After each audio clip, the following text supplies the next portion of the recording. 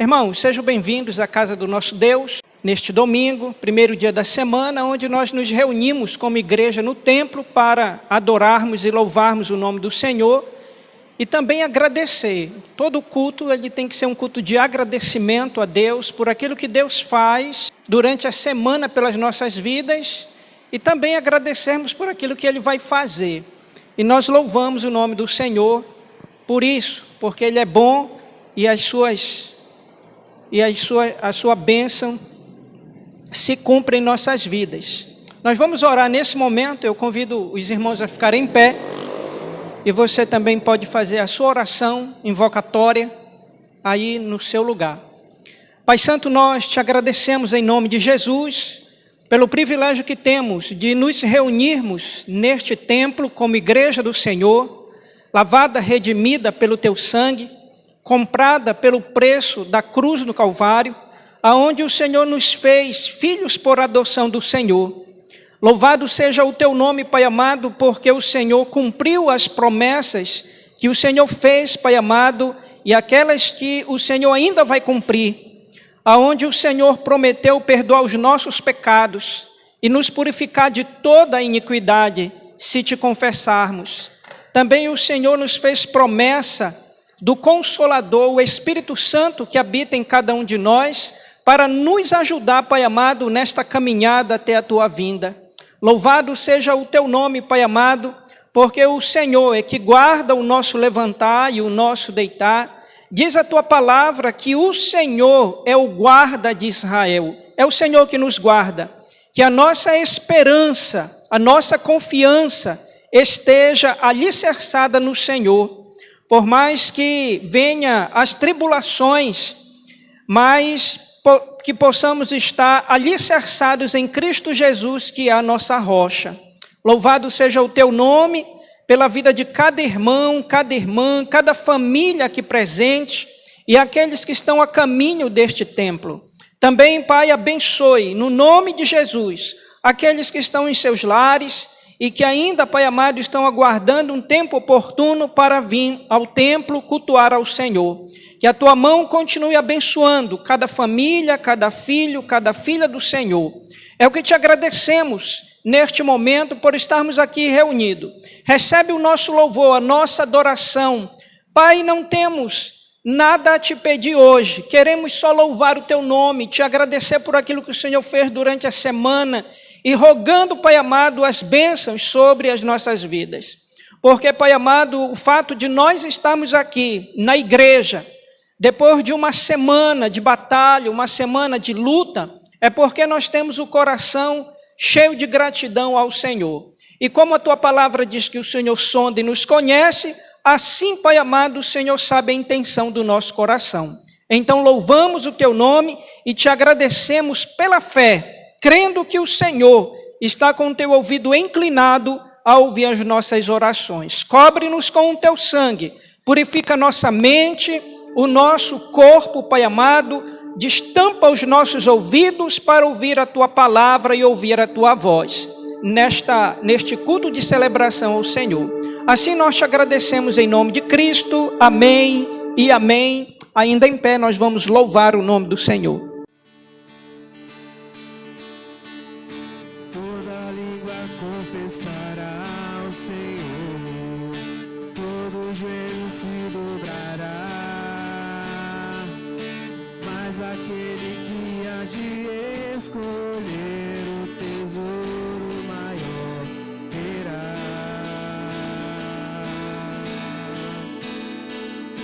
Toda língua confessará ao Senhor, todo joelho se dobrará. Mas aquele que há de escolher o tesouro maior terá.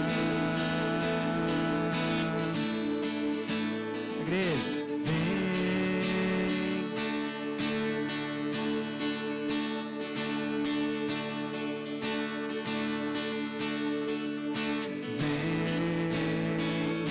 dai-lhe teu coração. Vem,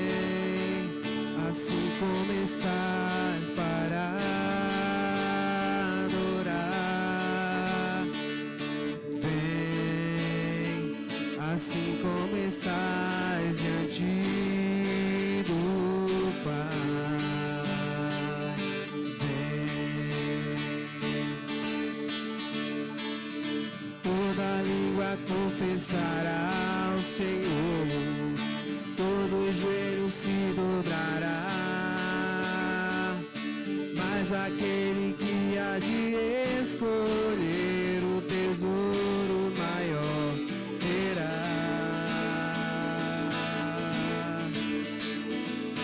Toda língua confessará ao Senhor, todo joelho se dobrará,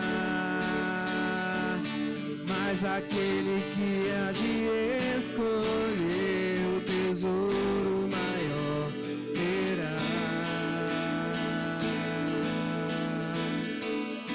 Vem, essa é a hora da adoração.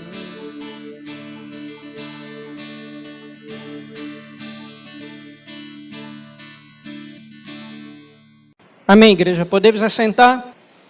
E hoje nós vamos meditar em Atos dos Apóstolos, capítulo 18, aonde no final do capítulo 18 começa a terceira viagem missionária de Paulo, e no capítulo 18 encerra a segunda viagem missionária de Paulo em Corinto. E como hoje nós vamos falar um pouco de Corinto, então nós vamos ler a carta de Paulo aos Coríntios, capítulo 1, do verso 4 ao verso 9, e depois do verso 18 ao verso 31. E nós vamos ver nesse primeiro momento, do 4 ao 9, as ações de graça que Paulo faz a Deus por esta igreja. E do versículo 18, a mensagem da cruz que ele pregou ali naquela cidade. Sempre dou graças a meu Deus a vosso respeito, a propósito da sua graça que vos foi dada em Cristo Jesus, porque em tudo fostes enriquecidos nele, em toda palavra e em todo conhecimento, assim como o testemunho de Cristo tem sido confirmado em vós, de maneira que não vos falte nenhum dom, aguardando vós a revelação de nosso Senhor e Salvador Jesus Cristo, o qual também vos confirmará até ao fim, para serdes irrepreensíveis no dia de nosso Senhor Jesus Cristo. Fiel é Deus, pelo qual fortes chamados à comunhão de seu Filho Jesus Cristo, nosso Senhor. Verso 18.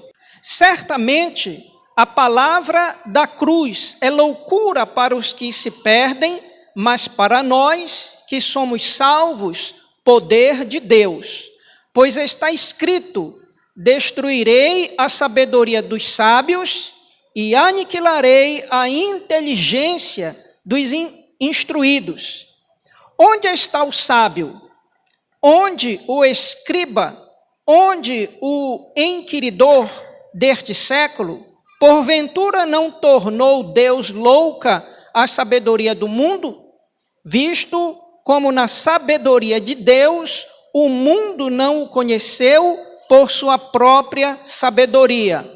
Aprouve a Deus salvar os que creem pela loucura da pregação, porque tanto os judeus pedem sinais, como os gregos buscam sabedoria, mas nós pregamos a Cristo crucificado, escândalo para os judeus, loucura para os gentios, mas para os que foram chamados, tanto judeus como gregos, pregamos a Cristo, poder de Deus e sabedoria de Deus, porque a loucura de Deus é mais sábia do que os homens, e a fraqueza de Deus é mais forte do que os homens.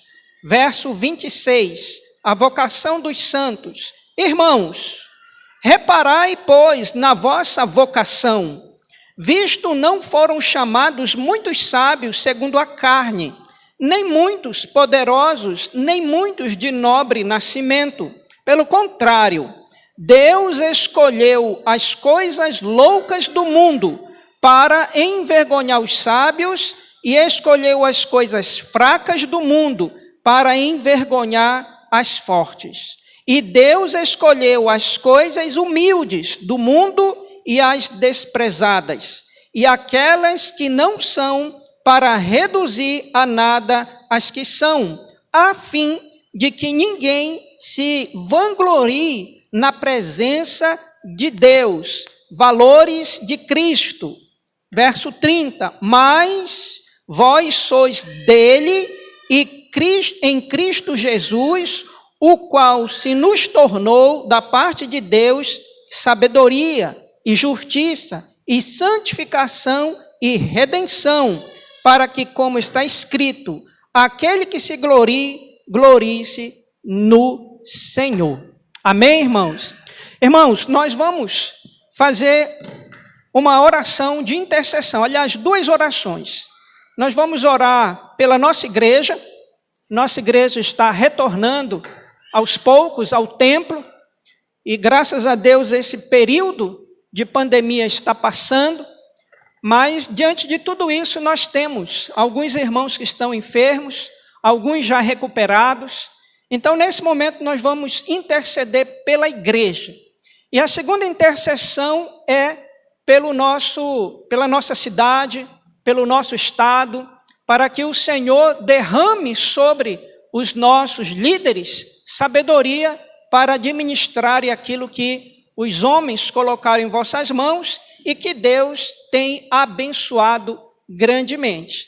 Este ano é um ano de eleição, onde o único momento, o poder está na mão do povo de 4 em 4 anos. Então, esse segundo semestre o poder vai estar em nossas mãos. Então, que possamos orar desde já pelos nossos governantes do estado do Pará e também do nosso município. Então, vamos acompanhar o irmão Milton e depois a irmã Cléia.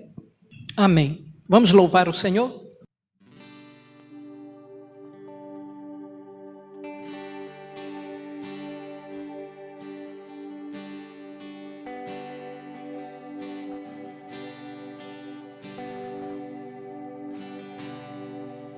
A ti eu vou clamar, pois tudo vem de ti, e tudo está em ti. Por ti vou caminhar, tu és a direção, e só a minha. Tudo pode passar, teu amor jamais me deixará. Sempre há de existir nova manhã preparado pra mim, preparado pra mim.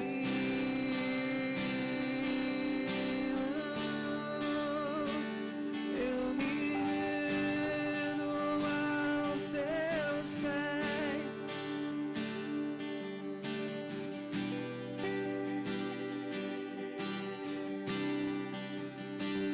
Eu me lanço aos teus braços, onde encontro meu refúgio, Jesus.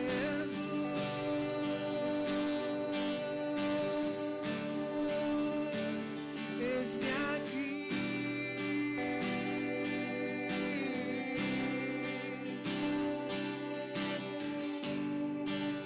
A ti eu vou clamar, pois tudo vem de ti, e tudo está em ti. Por ti vou caminhar,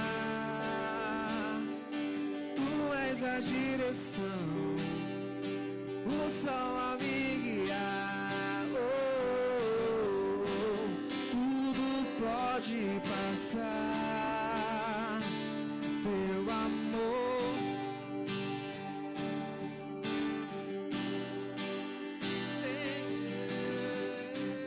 sempre há de existir. Novo amanhã preparado pra mim, preparado pra mim, preparado pra mim. A igreja pode cantar. Eu me rendo aos teus pés, és tudo que eu preciso pra viver. Eu me lanço aos teus braços, onde encontro o meu refúgio. Mais uma vez a igreja canta. Eu me rendo aos teus pés.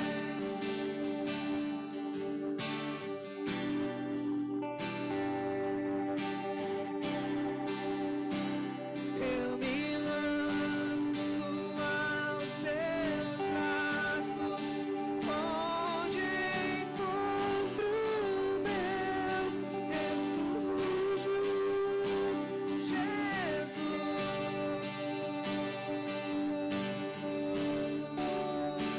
Eis-me aqui,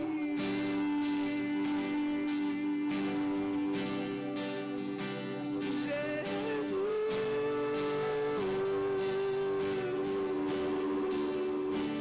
Eis-me aqui.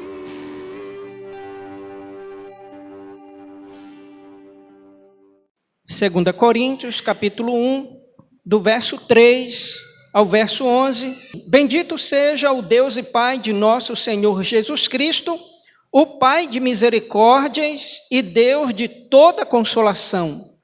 E Ele que nos conforta em toda a nossa tribulação, para podermos consolar os que estiverem em qualquer angústia, com a consolação com que nós mesmos somos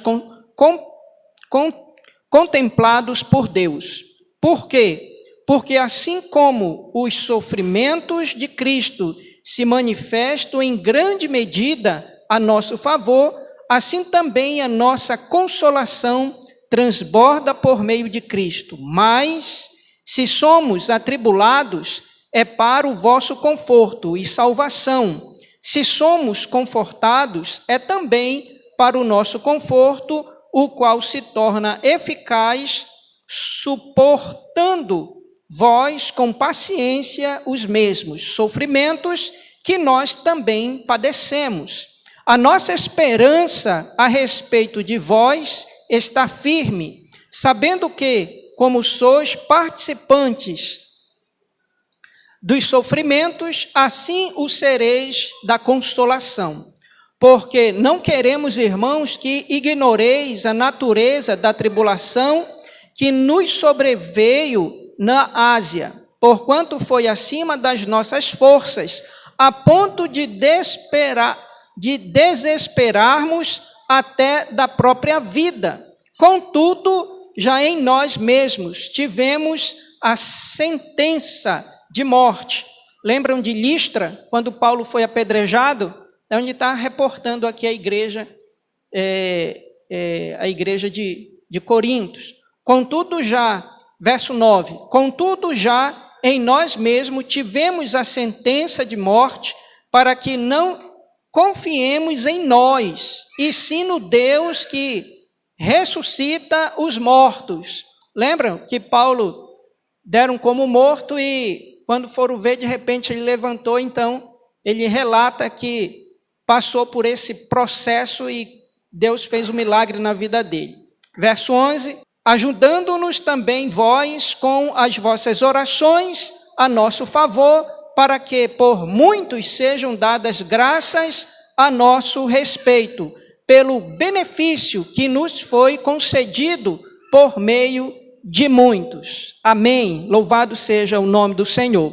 Nós vamos cantar neste momento e você poderá ofertar, trazer os seus dízimos aqui à frente. Irmãos, nós estamos em campanha do piso da igreja. Pretendemos colocar na primeira quinzena de novembro, que é o aniversário desta igreja, 32º ano. Nós não fizemos envelope, mas no seu cartão de dízimo tem lá uma parte oferta. Então, quando você for ofertar, você coloque lá a oferta. Se não tiver, você coloque num papelzinho e identifique para a tesoureira. Irmãos, abra sua Bíblia em Atos, capítulo 18, do verso 1 ao verso 17. Nós estamos chegando no final da segunda viagem missionária do apóstolo Paulo, e nessa última viagem missionária ele chega sozinho na cidade de Corinto, e depois chega seus companheiros Silas e Timóteo. Depois disto, deixando Paulo Atenas, partiu para Corinto. Lá encontrou certo judeu chamado Áquila, natural do Ponto, recentemente chegado da Itália, com Priscila, sua mulher, em vista de ter Cláudio decretado que todos os judeus se retirassem de Roma. Paulo aproximou-se deles e posto que eram do mesmo ofício, passou a morar com eles e ali trabalhava, pois a profissão deles era fazer tendas. E todos os sábados discorria na sinagoga, persuadindo tanto judeus como gregos. Verso 5. Paulo, quando Silas e Timóteo desceram da Macedônia, Paulo se entregou totalmente à palavra, testemunhando aos judeus que o Cristo é Jesus. Opondo-se ele e blasfemando, sacudiu Paulo as vestes e disse-lhes: sobre a vossa cabeça o vosso sangue, eu dele estou limpo, e desde agora vou para os gentios. Saindo dali, entrou na casa de um homem chamado Tício, justo, que era temente a Deus. A casa era contígua à sinagoga, ao lado. Mas Crispo, o principal da sinagoga, creu no Senhor com toda a sua casa. Também muitos dos coríntios, ouvindo, criam e eram batizados. Teve Paulo durante a noite uma visão em que o Senhor lhe disse: não temas, pelo contrário, fala e não te cales, porquanto eu estou contigo e ninguém ousará fazer-te mal. Pois tenho muito povo nesta cidade. E ali permaneceu 1 ano e 6 meses, ensinando entre eles a palavra de Deus. Verso 12.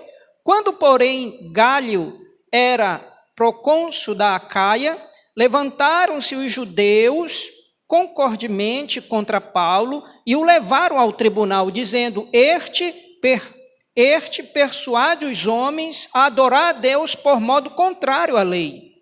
Ia Paulo falar quando Gálio declarou aos judeus: se fosse com efeito alguma injustiça ou crime da maior gravidade, ó judeus, de razão seria atender-vos.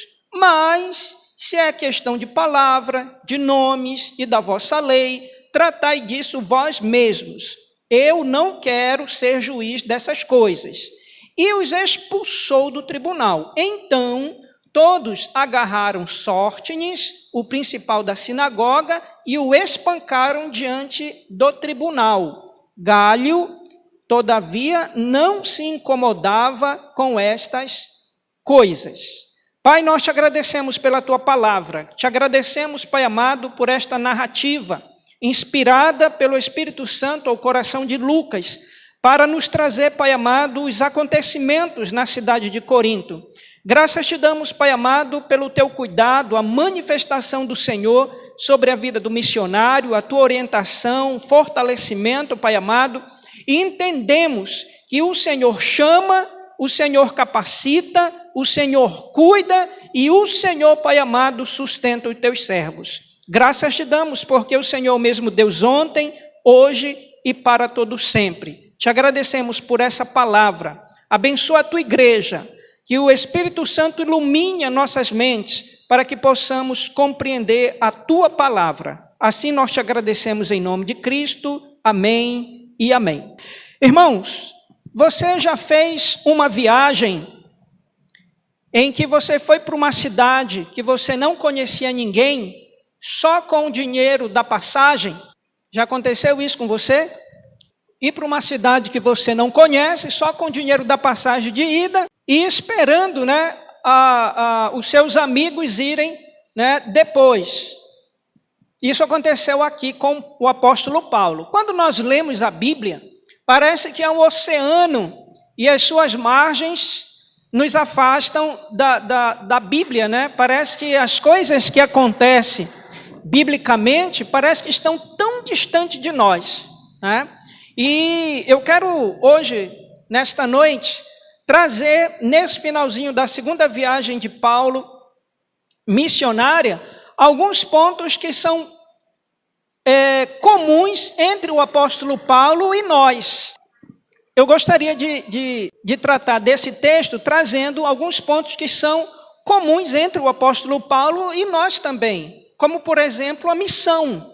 A missão da igreja, ela foi dada por Deus a cada um que tem a sua vida convertida a Cristo Jesus, não é verdade? Lembra de Paulo no capítulo 9 de Atos, quando ele teve encontro com Cristo? Lembra quando Paulo ele foi chamado na igreja de Antioquia para uma obra missionária? Assim também Deus nos chamou para uma obra missionária. E nós temos essa missão. Nós precisamos ir, nós precisamos fazer e nós precisamos também ensinar. Então, eu quero aqui caminhar com os irmãos, deixe a sua Bíblia aberta para nós caminharmos aqui nesse texto. Então, os acontecimentos anteriores nos lembram que Paulo estava em Atenas, e lembramos que Paulo não foi expulso de Atenas e nem foi perseguido também.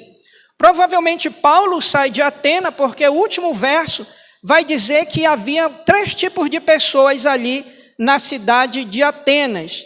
Diz ali que teve aqueles que creram na mensagem do Evangelho, teve alguns que disseram, olha, nós te ouviremos sobre esse assunto da ressurreição depois, um outro momento.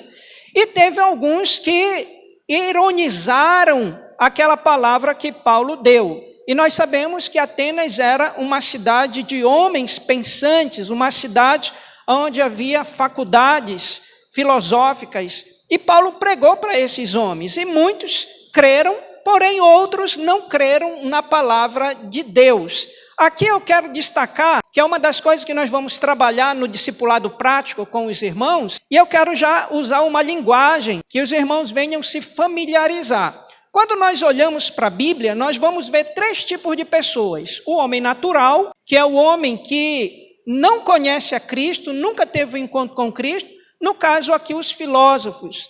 Nós vamos ver aquelas pessoas que são crentes, porém crentes carnais. Ainda não tiveram um profundamento, né, desenvolver, como diz João, a sua salvação.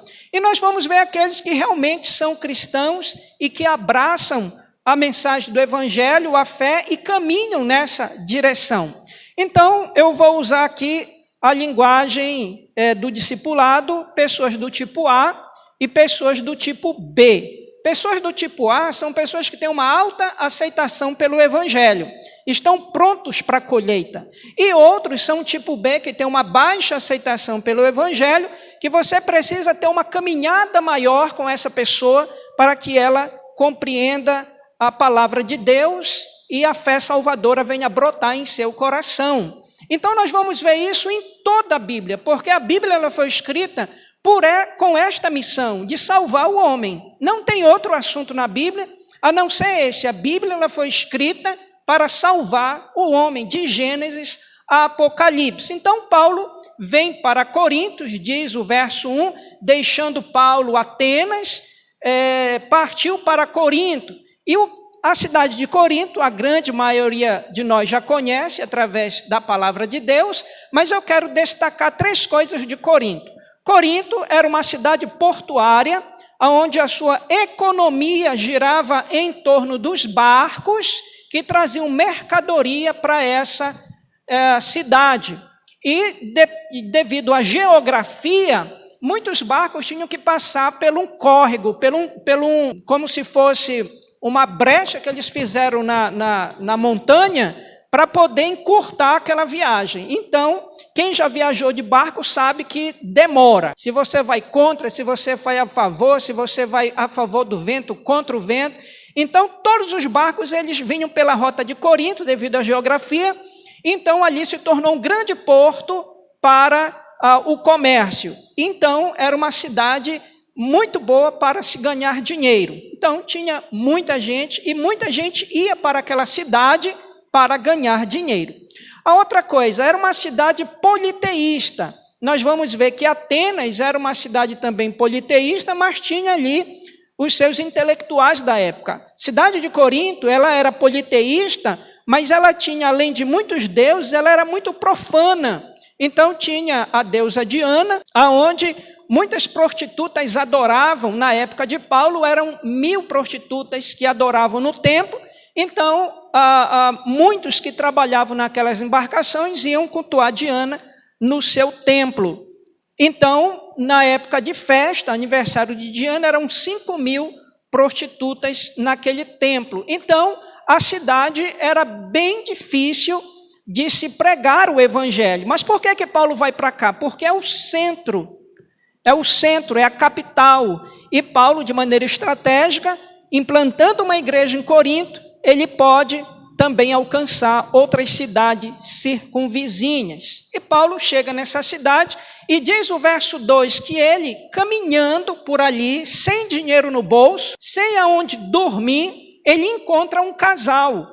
O casal chamado Áquila e Priscila. Esse casal estão vindo da Itália, porque Cláudio resolveu expulsar todos os judeus, então eles estão retornando para casa. E eles são um casal, podemos dizer que naquele contexto, era um casal que ia de cidade em cidade vendendo o quê? Tenda, que era essa a profissão deles. Então, eles retornam para Corinto, e você vai começar a ver a ação de Deus aqui. Como é que Deus age? Então, Deus toca lá no coração de Cláudio, ele manda os judeus vir embora, e aqui vem Áquila e Priscila, e ali não sabemos quais as condições que eles se encontraram, mas diz o texto que Paulo encontrou esse casal também judeu. E eles não tinham só a nacionalidade e nem a fé, mas eles tinham também a profissão. Então nós vamos ver aqui que fazer tendas é importante quando há necessidade. No meu primeiro ministério, eu fazia tenda no meu primeiro pastorado. Eu tinha uma empresa em Belém e o pastor da congregação teve que sair muito rapidamente e o pastor Ronaldo me chamou e disse, olha, você vai assumir a congregação. Eu disse, olha, mas o senhor perguntou se eles me querem lá? Ele disse, não, vai lá, fica 4 meses, depois a gente conversa. E depois de 4 meses a gente assumiu o pastorado por 4 anos ali. Então, eu fiquei fazendo tenda. Por quê? Porque era uma necessidade. Aí a congregação não tinha condições de ter um pastor. Então, eu disse, não se preocupe, eu tenho meu trabalho e com isso vai ajudar a igreja. Assim, Paulo aqui nesse momento, não sabemos o período, se foi um período longo que ele fez tenda aqui, mas diz que ele começou a desenvolver esse ofício. Então, agora Paulo tem o quê? Ele tem uma casa para dormir, e ele tem comida também, e ele tem também o quê? A profissão. Ele tem um ateliê para ele trabalhar. Veja aí o verso 3. E posto que eram do mesmo ofício, passou a morar com eles, e ali trabalhava, pois a profissão deles era fazer tendas. E é muito interessante que o contexto de Corinto tinha uma leitura de quem fazia tenda de pessoas que eram escravas. Então, quando eles olhavam para Paulo, eles tinham Paulo como um escravo, ou seja, não era uma profissão muito vista naquele contexto. Porém, toda profissão, ela é bênção de Deus. Amém? Toda profissão é bênção de Deus. Inclusive, quando você orar por um emprego, especifique a Deus o emprego que você quer, dentro da sua profissão, né? Não vá pedir para ser advogado se você não é advogado, né? Mas dentro da sua capacitação, você vai orar a Deus e Deus vai lhe dar aquilo que você foi preparado para trabalhar, assim como Paulo, Áquila e Priscila. Áquila e Priscila é um casal que foi bênção na vida de Paulo. Então, veja que Deus coloca pessoas na nossa vida, no nosso ministério, para ser bênção. Quando não é bênção, você desconfie. Você desconfie. Se for antagônico, desconfie. Não é de Deus. Porque Paulo recebeu esse casal recebeu Paulo, que Deus colocou no seu caminho e foi bênção no ministério dele e também na ajuda mútua aqui da sua passagem por Corinto. O verso 4 diz que todos os sábados discorria na sinagoga, persuadindo tanto judeus como gregos. Então, Paulo trabalhava de segunda a sexta, né?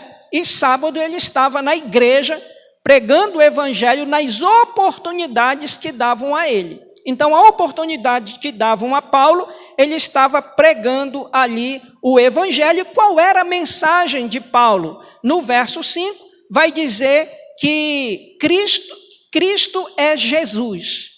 Você viu essa frase aí? Cristo é Jesus. Então, essa era a mensagem de Paulo para os judeus naquele contexto, e destaca aí no verso 4, persuadindo, né? Ou seja, ele era enfático naquilo que ele estava falando com convicção.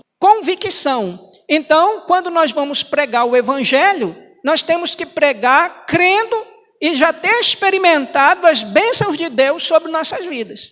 Porque se nós pregarmos duvidando daquilo que é o evangelho, não vai surtir efeito. Então, Paulo estava persuadindo aqueles homens ali com relação a Cristo é Jesus Cristo.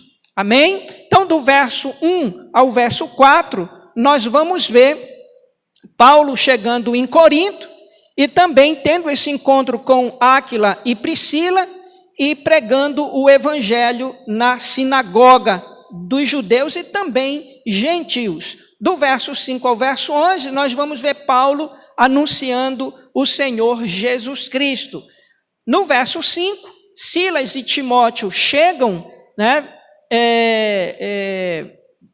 trazendo, né, uma oferta, porque já havia acabado a oferta que tinham mandado para ele. Nós vamos ver aqui a importância da igreja sustentar o missionário. Você vai ver, quando você lê a carta aos Filipenses, você vai observar que Paulo ele agradece as ofertas que foram muito úteis para Paulo naquele contexto. Então, veja que sem a questão financeira, Paulo teve que trabalhar. Mas com a questão financeira, agora ele vai se dedicar ao ministério. Veja aí no verso 5, quando Silas e Timóteo desceram da Macedônia, Paulo se entregou totalmente à palavra, testemunhando aos judeus que é Cristo. Ou seja, ele estava na sinagoga, mas ele estava também na rua, visitando, vendo onde tinha um judeu e levando a palavra de Deus àquelas pessoas. Opondo-se eles e blasfemando, então nós vamos ver que a pregação, sempre que você pregar o evangelho, você vai encontrar dois tipos de pessoas, o tipo A e o tipo B. O que é que nós precisamos fazer? Nós precisamos orar. O que é que falta para nós como igreja? A intencionalidade. Eu tenho que ter a intencionalidade de me aproximar de alguém. E no curso que vamos dar, a gente vai primeiro orientar que você comece com o tipo A, que é bem melhor para você trabalhar e exercer o seu ministério.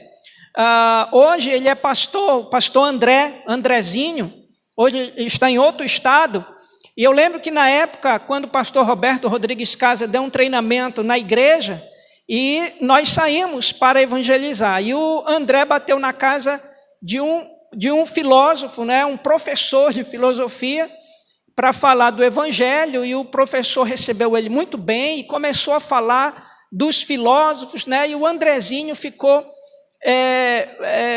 constrangido com a sabedoria daquele homem. E ele chegou, bateu na porta do pastor e disse: olha, pastor, aconteceu isso, isso, isso. E o pastor disse: agora você vai voltar lá e vai dizer que todos esses filósofos dele, que a mensagem de Cristo é essa aqui. Aí pegou os textos, mostrou para ele e disse: você vai lá e vai. Na realidade, ele começou uma amizade, né, com aquele homem, e nós não sabemos se aquele homem se converteu, mas ele tinha um coração aberto para o evangelho.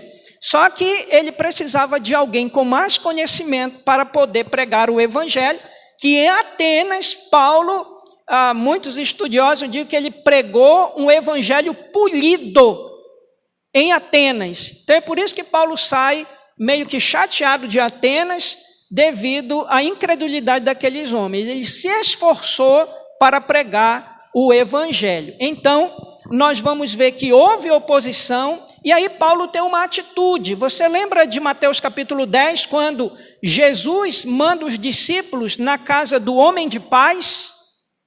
Lembram? Então ele diz: olha, a casa que você bater e você dá paz, se alguém receber a paz, você repousa ali. Coma o que lhe derem e você compartilha o evangelho. Porém, se não receberem a tua paz, recolhe, sacode a poeira do pé e segue para uma próxima casa. Aqui a gente precisa descobrir as casas do homem de paz, que é do tipo A. E Paulo descobre Áquila e Silas, que é uma casa do homem de paz. E aqui, neste momento, Paulo ele toma essa atitude. Na realidade, sacudindo Paulo as vestes. Por que as vestes? Porque Paulo está na sinagoga. Então, a sandália dele está na porta. Né? Então, em vez de ele sacudir as sandálias, ele sacode as vestes, dizendo para aqueles judeus que ele não tem mais nenhuma responsabilidade sobre eles com relação à pregação do evangelho.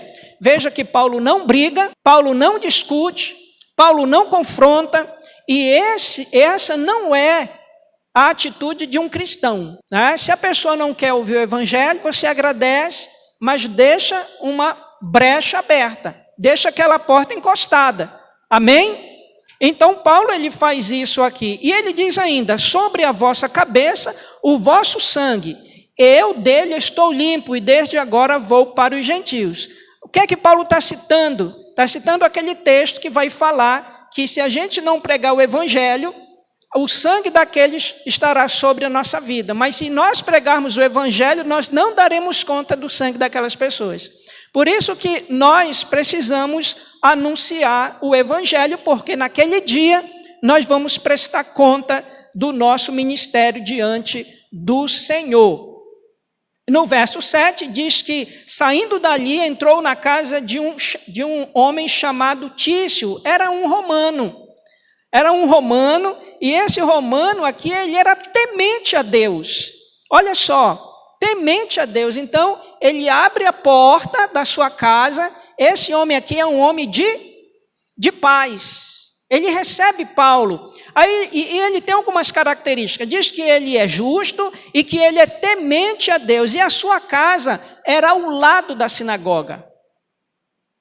Ele frequentava a sinagoga, ele era um gentil que ia na sinagoga, mas a palavra não havia ainda tocado o seu coração e a graça de Deus não havia ainda entrado em sua vida.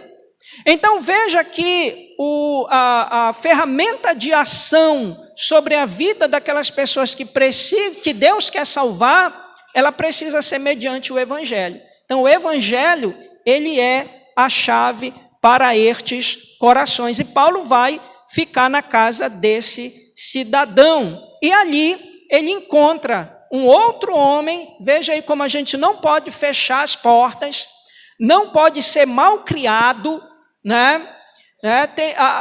Muitos cristãos perdem a oportunidade de pregar o evangelho porque muitas vezes são arrogantes.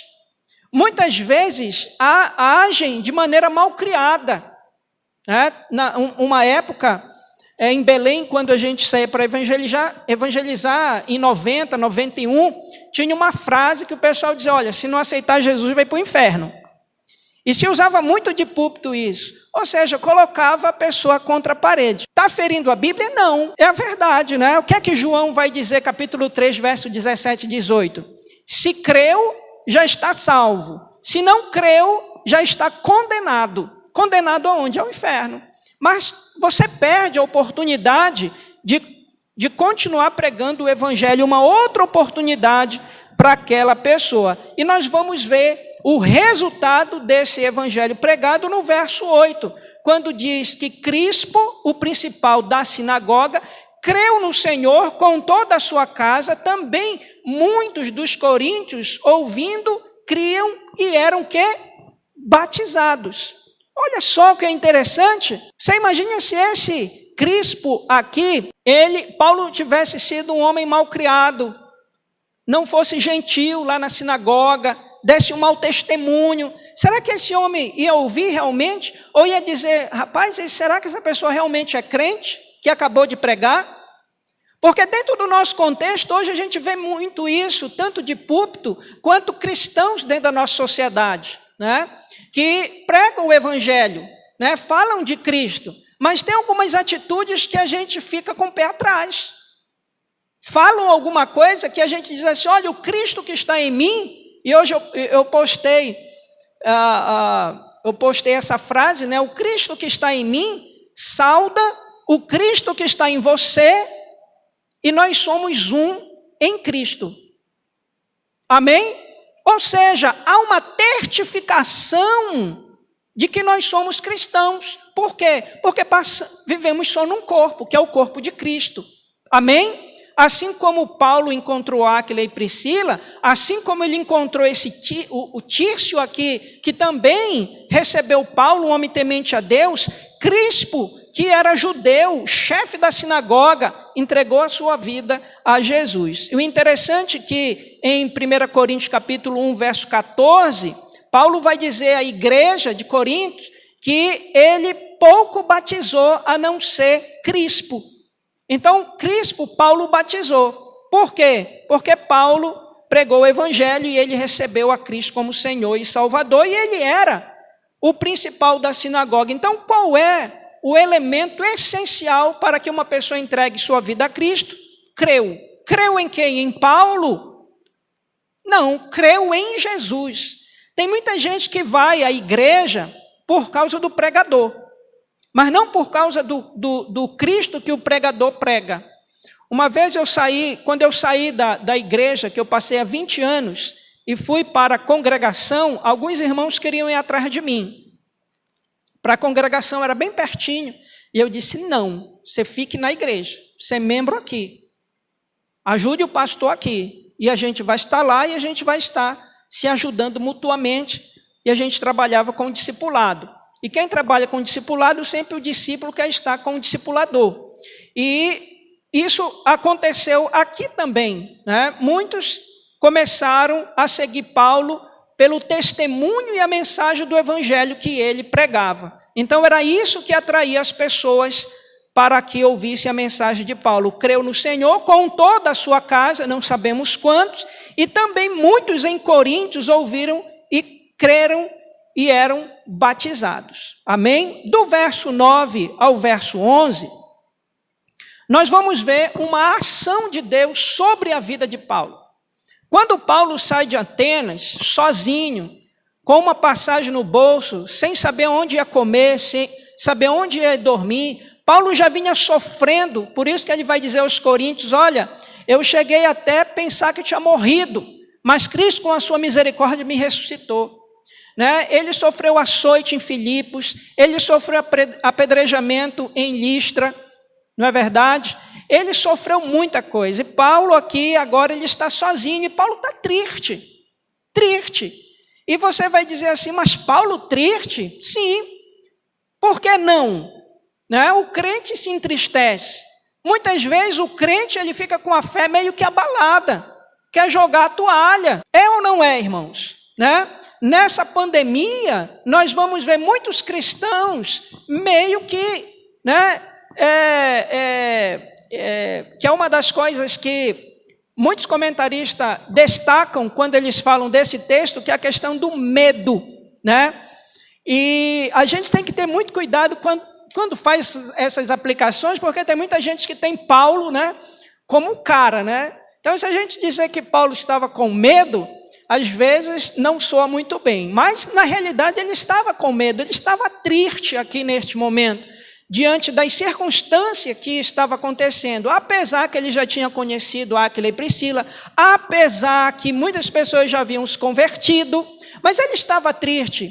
E aqui nós vamos ver, irmãos, que Deus, ele conhece o nosso coração. Deus, ele conhece as nossas atitudes. Deus sabe exatamente o que está passando com cada um de nós. O pastor não sabe, mas Deus sabe. E a prova disto é exatamente do versículo 9 ao versículo 11, aonde o diabo, ele vai tentar colocar uma algema no cristão, a algema do medo. E quando nós perdemos a esperança e ficamos com medo, nós ficamos refém do inimigo.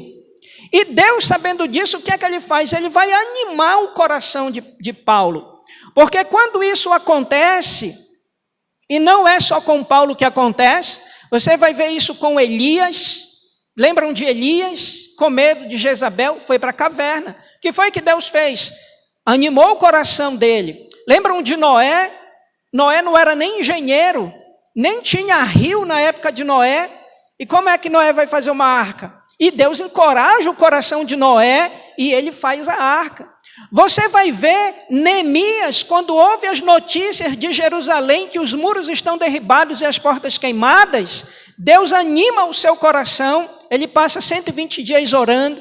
Você vai ver Josué, quando Moisés morre, né? Josué está desesperado, com um jovem, com 1 milhão de pessoas para atravessar o rio Jordão. Ele diz, como que eu vou?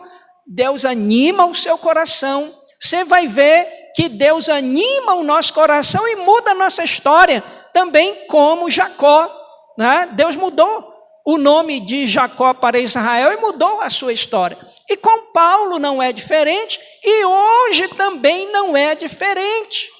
E talvez nesse período Deus também já animou o seu coração, Deus já alegrou o seu coração, lá na sua casa, no seu quarto, lendo a sua Bíblia, fazendo a sua oração. E por que Deus alegrou o nosso coração? Para que o diabo não coloque as algemas do medo, porque se ele colocar, ele controla a sua vida, você perde a esperança. E Deus faz isso com Paulo. Veja aí o versículo 9 ao versículo 11. Teve Paulo durante a noite uma visão em que o Senhor lhe disse, não temas, pelo contrário, fala e não te cales, porquanto eu estou contigo e ninguém ousará fazer-te mal, porquanto eu estou contigo e ninguém ousará fazer-te mal, pois tenho muito povo nesta cidade e ali permaneceu 1 ano e 6 meses, ensinando entre eles a palavra de Deus. Amém, irmãos? Então, que a alegria vem no coração de Paulo por essa palavra de Deus. Não sabemos como, mas de uma das coisas nós sabemos, Paulo reconheceu a voz de Jesus. Assim como no capítulo 9, Paulo reconhece a voz de Jesus, ele reconhece a voz também de Jesus aqui no texto, animando o seu coração. E aqui você vai, e nós precisamos crer nisso, quando Cristo disse, é promessa, eis que estou convosco todos os dias até a consumação dos séculos, Cristo está com Paulo, e Cristo está com a igreja também, Cristo está com você. Amém? E eu quero destacar aqui, nesses versos, algumas lições importantes para as nossas vidas. Veja aí, Paulo ele está triste. Quantas vezes, irmãos, nós nos encontramos tristes, mas nós precisamos continuar perseverando. Paulo estava pregando na sinagoga, Paulo estava trabalhando, mas Paulo estava guardando seus companheiros. E quando chega a oferta, Paulo se dedica integralmente ao ministério. Mas Paulo estava triste, mas ele não perdeu o objetivo do seu chamado. Amém? Quando Tiago escreve a sua carta, no capítulo 1, talvez o verso 2 ou 3, vai dizer: tende alegria ao passardes por tribulação. Então Paulo aqui, ele está alegre, porque Deus está falando ao seu coração, mas ele precisava ouvir algo mais sólido de Deus na sua vida. Então, Lucas não nos diz como foi, mas nesta visão ele reconhece o nome do Senhor, que é o Kyrios, é Jesus. E Jesus vai dizer 3 coisas para Paulo. 3 coisas aí na parte B do verso 9. Primeiro, não temas. Não temas. Eu estou contigo. Não temas. Vai e prega o evangelho. Não temas. Vai à cidade, na sinagoga. Não te preocupas. Não temas. Por que Jesus diz isso? Porque Paulo estava com medo. Quantas vezes nós estamos temerosos, irmãos, sem a esperança do amanhã? Mas eu quero dizer que a nossa esperança não é o Covid-19. A nossa esperança está em Deus. O nosso sustento, o nosso pão de cada dia não está na economia do nosso Brasil, mas está em Deus que nos sustenta a cada dia. Amém, irmãos? A nossa saúde não está na OMS, nas orientações, está nas mãos do Senhor, porque é Ele que nos dá saúde, porque Ele guarda o nosso levantar e o nosso deitar. Amém, irmãos? A nossa esperança não está no governo, mas está no Deus que colocou o governo aí para governar. Amém? Então, Jesus ele vem dizer exatamente isso. Não temas. E quantas vezes o Senhor já falou nos nossos corações, não temas, não temas. A segunda coisa que Jesus fala para Paulo,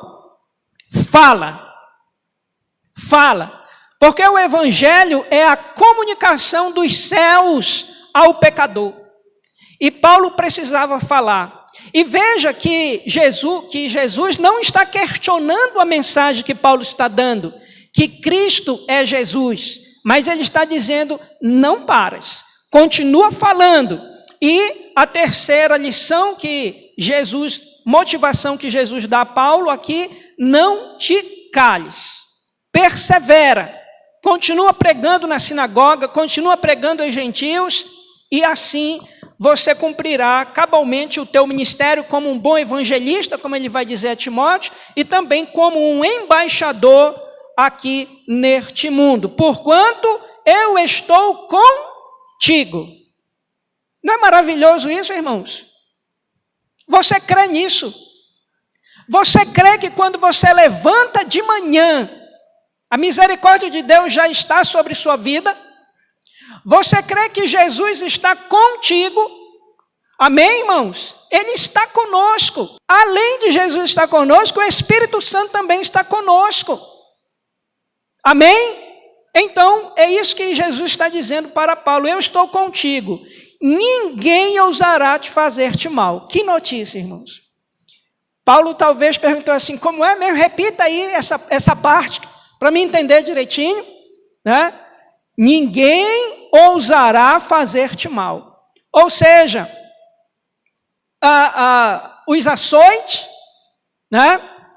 O apedrejamento, o único apedrejamento que Paulo teve foi em Listra, né? Que se deu como morto, e assim por diante. Mas que notícia agradável, irmãos, né? Paulo não vai mais, ninguém vai fazer mal, e nós vamos ver isso a partir do verso 12 ali. Uma outra coisa que Jesus fala para Paulo, tenho muito povo nesta cidade. Você lembra quando Deus chamou Jonas para ir a Nínive? Nínive era uma cidade perversa, má, aonde eles matavam os seus inimigos de maneira cruel. O povo de Nínive matava as crianças dos judeus e mulheres de maneira cruel. E Jonas não queria ir a Nínive. Por quê? Diz o texto, ele disse, eu sei que no teu coração há misericórdia. E mesmo não indo a Nínive, Deus fez ele descer ao último degrau depois o trouxe de volta e ele foi testemunhar, e Deus estende a sua misericórdia em Nínive.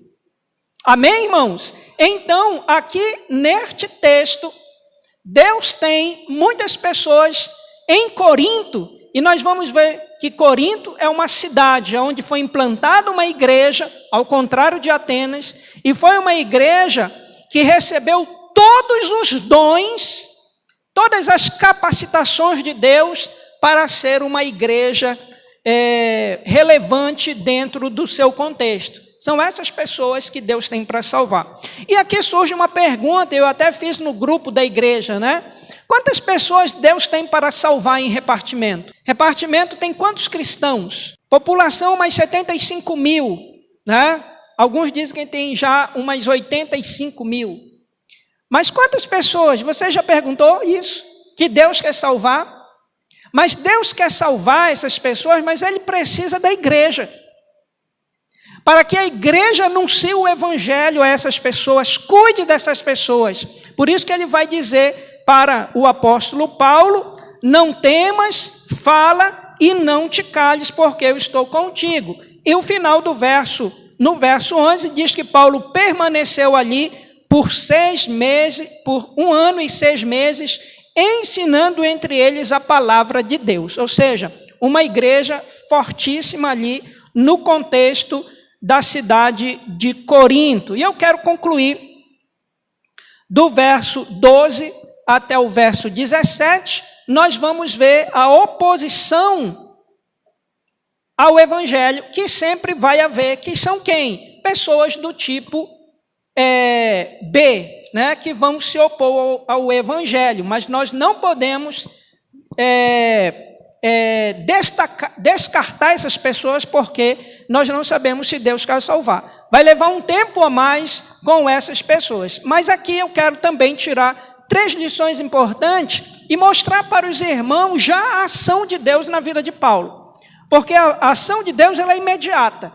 E nós vamos ver que Deus aqui, nós vamos ver no verso 12 aí o governador da cidade de Acaia, Gálio, né? Então, Gálio, os romanos eram o tribunal da época, os judeus pegam Paulo e dizem, olha, agora nós vamos lá no tribunal que vai ser julgado porque tu está pregando algo contrário à lei de Deus. Mas veja aí no verso 14 que ia Paulo falar. Irmãos, tem hora que tem que ficar quieto. E Paulo, e como todo pregador gosta realmente de pregar, eu acho que ali ele viu uma oportunidade.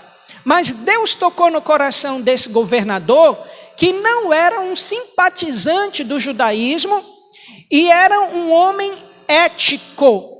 Como é bom, irmãos, nós encontrarmos pessoas éticas, pessoas que realmente vão fazer a coisa de maneira correta. Então, olha só o que Gaio vai dizer. Levantaram-se os judeus concordemente contra Paulo e o levaram ao tribunal romano, onde Gaio era o governador e ele julgava essas causas. Este persuade os homens a adorar a Deus por modo contrário à lei. Essa era a acusação, né? Então, a acusação, eles queriam que fosse uma acusação gravíssima, né? E no verso 14, quando Paulo vai falar, Gaio diz, você vai ficar quietinho aí. No meu tribunal quem fala sou eu. Aqui quem manda sou eu. E Gaio declarou aos judeus o seguinte, olha, se fosse com efeito alguma injustiça ou crime da maior gravidade, né? Então, veja como ele julga. Diz, olha, se é apenas a questão de nomes, ele vai colocar aí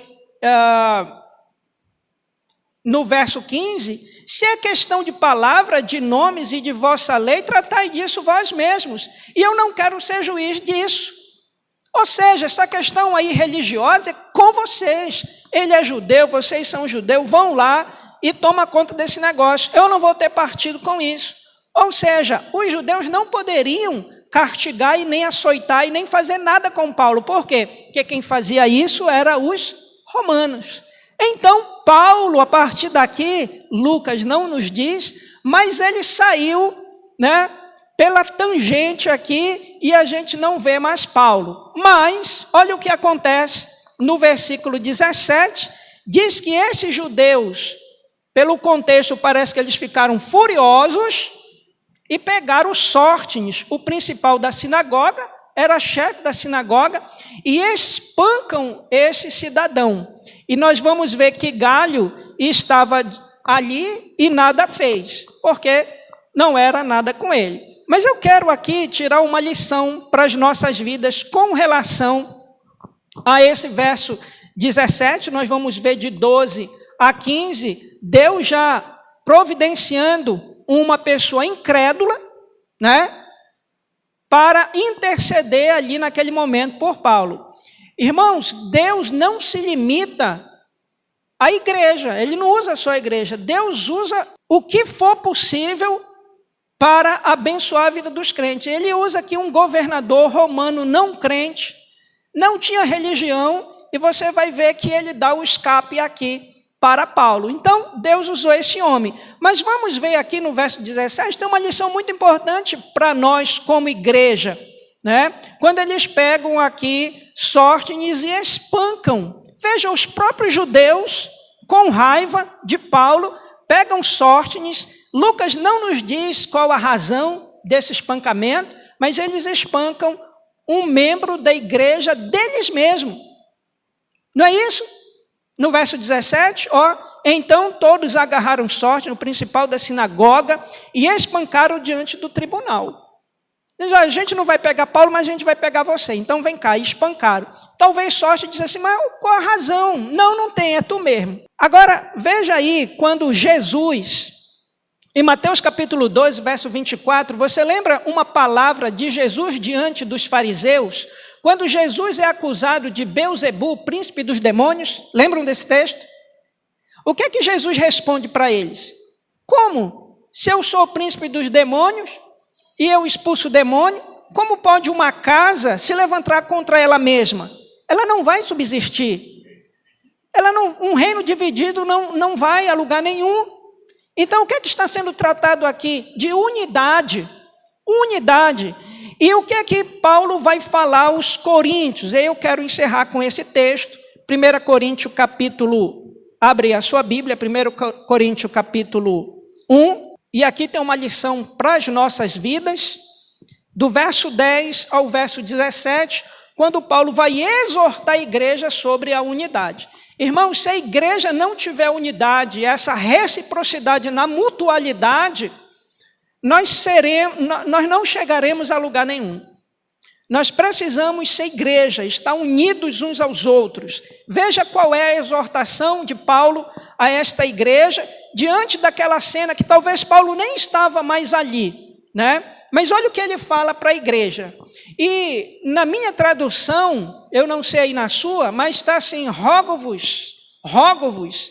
Essa frase Paulo usa em Romanos capítulo 12, rogo-vos, que apresentei os vossos corpos como sacrifício vivo, santo e agradável a Deus, que é o vosso culto racional. E Paulo usa também essa terminologia aqui, essa vocação, que é uma vocação usada somente no exército romano. Então a ideia aqui é a seguinte, o exército inimigo está se aproximando, o exército está descansando e o capitão passa com o seu cavalo no meio do exército, rogando aos soldados que se levante, peguem sua espada e seu escudo e lutem por Roma. Então, é uma vocação que Paulo faz aqui aos irmãos. Ele diz, rogo-vos, irmãos, pelo nome de nosso Senhor Jesus Cristo, que faleis todos a mesma coisa e que não haja entre vós divisões, antes sejais inteiramente unidos na mesma disposição mental e no mesmo parecer. Isso é unidade. A igreja, ela precisa ter unidade e pensar de maneira bíblica e concordemente sobre aquilo que ela quer fazer. Porque senão a igreja não chega a lugar nenhum. Muitas igrejas batistas, e essa já tem 31 anos, e essa igreja já era para ser a igreja de repartimento com 31 anos, E a gente pergunta, por que a igreja não cresce? Se é Deus que dá o crescimento, Cristo já morreu, a palavra é viva e eficaz, por que a igreja não cresce? Então nós temos que fazer esta pergunta. Veja o verso 10. Pois a vosso respeito, meus irmãos, fui informado pelos da casa de Cloe, de que há contendas entre vós. Olha, todo novo convertido, eu não sei se você foi assim, mas eu fui quando me converti, eu pensei que a igreja era o céu. E no primeiro culto administrativo, eu vi boi voando dentro da igreja. E um irmão bateu assim no meu ombro e disse assim, irmão, é assim mesmo. Ele usou essa frase, isso é normal. Eu disse, não, isso não é normal, não. Isso é anormal, né? Então, Paulo está aqui e veja que aqui, o Cloe aqui não é um X9, não. Ele é crente, lavado e redimido pelo sangue. E enquanto a igreja tiver crente, redimido pelo sangue de Cristo, e combater essa desunião, esse pensamento que não é vertical, mas horizontal, a igreja vai continuar de pé. Verso 12, refiro-me ao fato de cada um de vós dizer, eu sou de Paulo, eu sou de Apolo, eu sou de Cefas e eu sou de Cristo. Acaso Cristo está dividido? Foi Paulo sacrificado em favor de vós, ou fortes, porventura, batizados em nome de Paulo?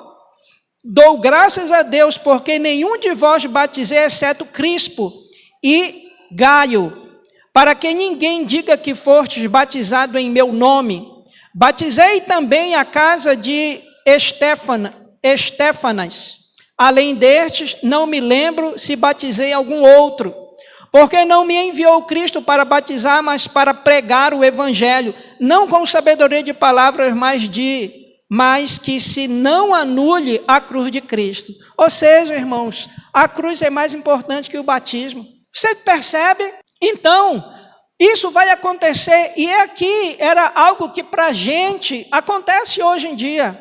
Não fulano, não ciclano. Tem gente que tem mais saudade de fulano e de ciclano da igreja, muitos que já foram para a glória ou que foram para uma outra cidade, do que do próprio Cristo.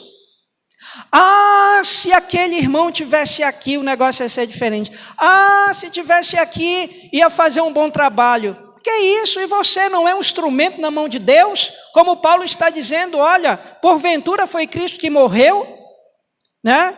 Foi Ele que morreu em vosso lugar, ou foi isso ou aquilo outro? Você está entendendo? Então, irmãos, isso aqui é uma lição até a vinda de Cristo. E Paulo está falando isso para a igreja a qual ele implantou durante 1 ano e 6 meses. Então você veja aqui que a lição que Paulo está tirando para a igreja, e é logo no início da carta. Logo no início da carta. Então, era uma palavra urgente para a vida da igreja. Domingo que vem, nós vamos falar um pouco sobre Apolo, que também foi um grande homem, servo de Deus no ministério de Paulo, humilde, um homem inteligente, mas humilde, diante do casal para ensiná-lo. Então, irmãos, eu quero concluir aqui a mensagem desta noite, dizendo aos irmãos que a obra missionária, ela é uma obra que vai envolver a igreja, que vai envolver oração, que vai envolver ousadia, mas que todos nós precisamos pensar de maneira concorde com relação àquilo que precisamos fazer e alcançar o reino de Deus, né? Alcançar aqueles para o reino de Deus. Amém? Que Deus assim nos abençoe grandemente com a sua palavra, e eu convido você a ficar de pé, e nós vamos orar ao nosso Deus, e eu peço que você ore também aí no seu lugar. Pai, nós te agradecemos em nome de Jesus pela tua palavra esta, Pai amado, em que o Senhor, Pai amado, alegra e anima o coração do missionário, o coração do cristão, o coração da igreja, aonde, Pai amado, o Senhor se demonstra com compaixão e misericórdia, e entendemos, Pai amado, que não estamos só, o Senhor está conosco, em nossa caminhada, e assim cremos, Pai amado, que tudo aquilo que vamos fazer é porque alegra o teu coração com relação à mensagem do Evangelho. Pai, abençoa a tua igreja presente, abençoa os irmãos que estão retornando ao templo como igreja, e louvamos o teu nome, ó Pai amado, por este momento, e te pedimos que o Senhor continue abençoando, Pai amado, todas as famílias da igreja. Assim, Pai amado, nós te agradecemos nesta noite pela tua palavra, e nos leva em paz em nossos lares, nos dando uma semana e uma noite abençoada. Graças te damos desde já pelo sono reparador e restaurador da nossa mente e do nosso corpo físico. Assim nós te agradecemos em nome do Pai, do Filho e do Espírito Santo, hoje para todo sempre. Amém.